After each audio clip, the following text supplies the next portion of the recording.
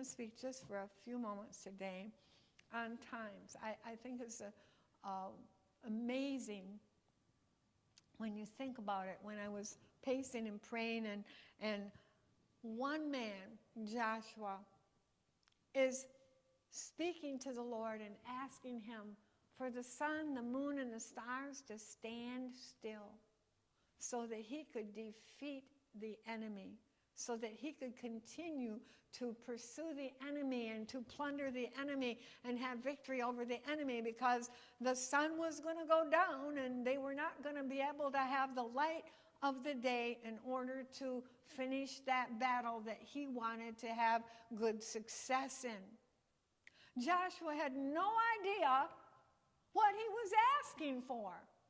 He had no idea what it was going to take for God to freeze time in the universe that he has created. When you think about the galaxies, and I'm not one that studies all of this really great, but everything is always moving. The entire universe is moving. We're looking at our solar system, and we know the sun, the moon, and stars, everything that we can see is always moving. There's always a rotation. There's always a turning. And so when he was asking for the sun, the moon, and the stars to stand still, all of that movement that God had created before he created man on earth had to stand still. The galaxies stood still. Everything in its place. He froze everything. But nothing failed. Nothing died. Nothing was moving. Nothing was removed from the space that God had placed it in. That God is the only one that can defy the laws that he has set in force of the universe or of times and seasons. God is the only one that can break the laws of nature that he has set in order. For God is God, and he does not need to obey the laws of the universe, the laws of nature that he has set in place. He will set them aside in order to hear our little feeble cry, our little feeble plea for him to help us, which will defy all the things that he has set in order before we ever existed or before man ever walked on the face of the earth. That he could do this without disrupting anything that he had created and set in order. Do this phenomenal thing. Now, of course, Joshua did not know that all the galaxies existed and that everything would have to be frozen in time except for time itself. Time continued on earth so that he could defeat his enemies, and it did not stop the gravitational pull. It did not cause all of the people on earth to go flying out in space. It did not cause the stars to fall from heaven on the earth or anywhere else they would go. It did not stop anything. It did not stop the planets from being in their place and in space. Nothing came to naught.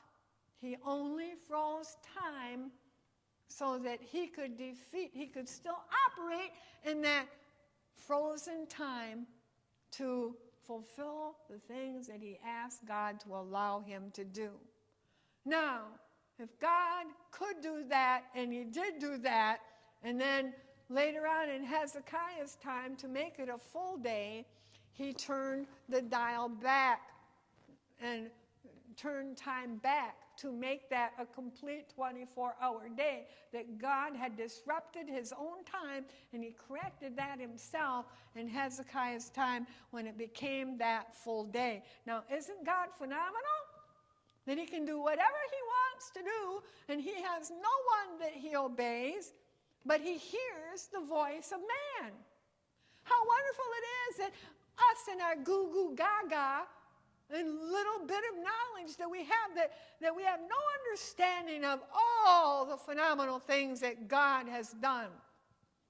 And all the wonderful things that God has created, we have no idea what they are. We know and see a little bit of his creative works. We have a little bit of the mind of Christ. We have a little bit of revelation. We have a little bit of knowledge and wisdom. But if we were full of wisdom and full of knowledge, we still would not have more than a microdot of the knowledge and wisdom of God. More than just a little microdot of his understanding. That God is God. That God is in charge of your destiny. That God is in charge of your times and seasons. That before you were ever born, before you ever were conceived in your mother's womb, he knew you. He knew exactly the very moment of conception. He knew exactly every part that would be formed in your mother's womb when you were in complete outer darkness. You could open up your eyes, but they would not see. You were in darkness in the womb of your mother. You could open up your ears, but they would fail to hear like you would later hear. You would not know one word. You might hear some voices or some sounds as though you were in water. And you would not understand what you were composed of or why you were here, what your destiny would be or your purpose would be. But God ordained your life from the beginning to the end, and that end is eternal.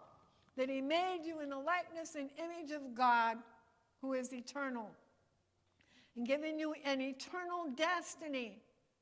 And God knows every step that you're going to take, that he has ordered before you ever took your first baby step on earth. It's already written.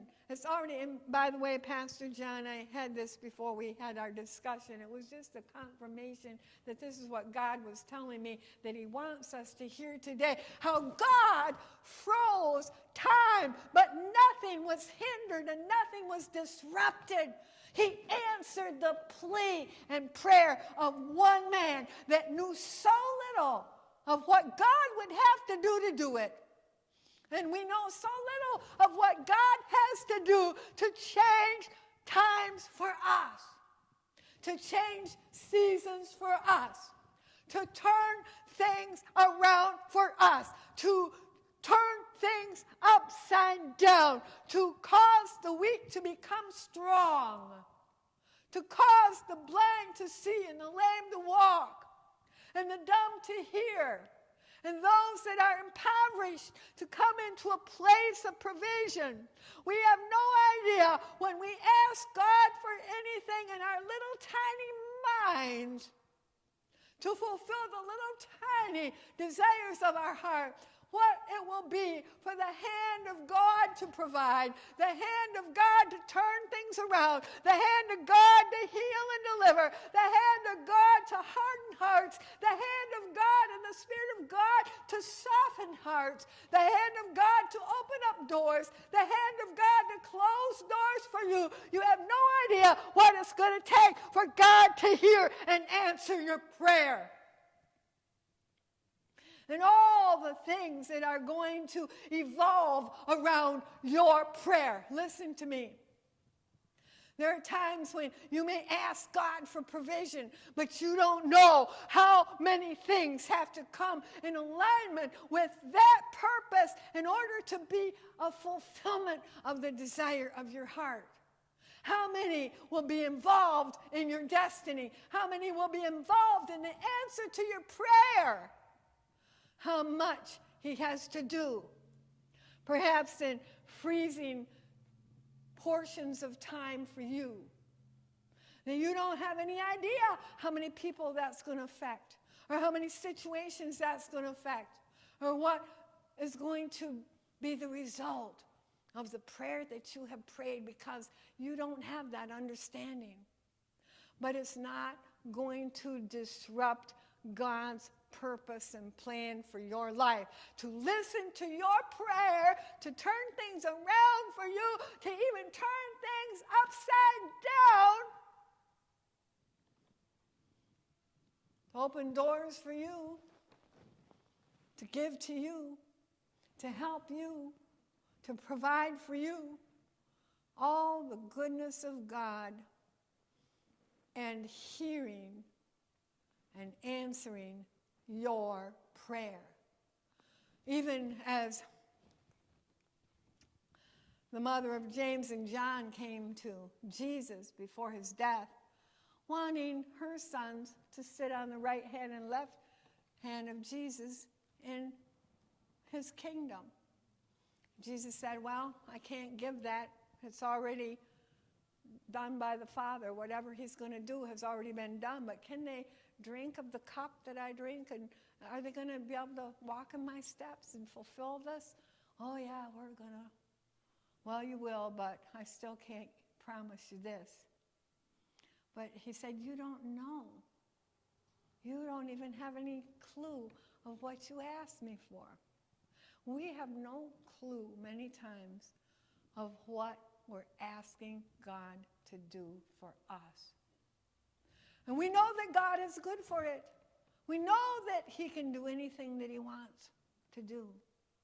But sometimes we have no idea what we're asking him to do for us in the realm of the Spirit or in the realm of planet Earth and our earthly sojourn. But God is still able to do all that we ask and believe him for, regardless of what it takes. God will turn things around for you. He is the God of the turnaround, and when he's turning things around, if you're on the bottom and somebody else is on the top and there's a shift, what is that going to mean to someone else? What is he going to do when he blesses you? And will it be at the expense of someone else? He's going to take from the wicked and he's going to give to the righteous. He's going to take houses and lands of evildoers that are being dispossessed to give it to the people of God. That's what he did. He could just say, let there be, and there would be.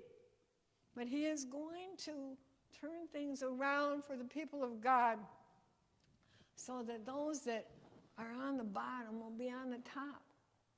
Those that are without will be within. Those that have nothing will have everything.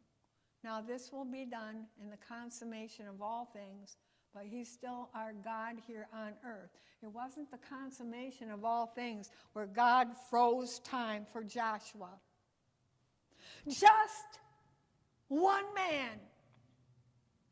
It wasn't difficult for God to do this because he created the laws and they were subject to him. Even as he said, I created the Sabbath, and the Sabbath was made for man, not man for the Sabbath. And so, you know, if you take your ox out of the ditch on the Sabbath day, I'm not going to condemn you for it. If you're plucking the wheat and the corn to eat it on the Sabbath day and you call that work, I'm not going to condemn you for that, for doing what is necessary. I made the law. I am the lawgiver, and I am the one that gave the laws of nature, the times, the seasons, and everything is in order, and nothing is going to be out of order when I stop and freeze time. Nothing's going to be changed that I have put in order when I turn things around for you. I am not going to harm my plan or change my purpose for you, because you are part of my plan and you are part of my purpose, and you are in the times that I have ordered and ordained, and nothing will change my mind, change my work, change my word, change my plan, change my purposes that I have prescribed for your life, says the Lord.